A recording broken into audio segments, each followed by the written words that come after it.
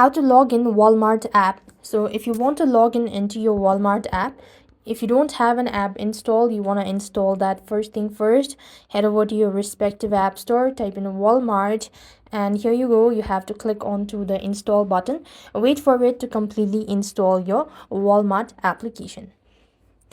And also, when you're logging into your Walmart account, you must make sure that you already have an account. Only then you'll be provided with a login credentials. So right here, you click onto the open button. Here you go. You click or tap onto this sign in button at the bottom of the page.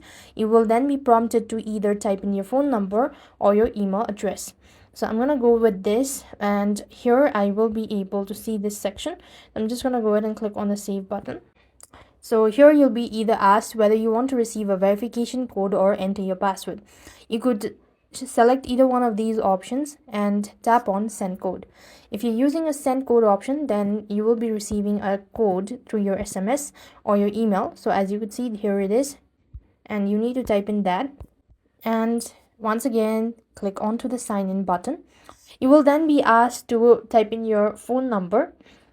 You could also click onto not now options, and you tap onto not maybe later, and you just want to enable all these permissions, and you've successfully logged into your Walmart app. So with that being said, we've completed our steps. Thank you for watching. See you in the next video.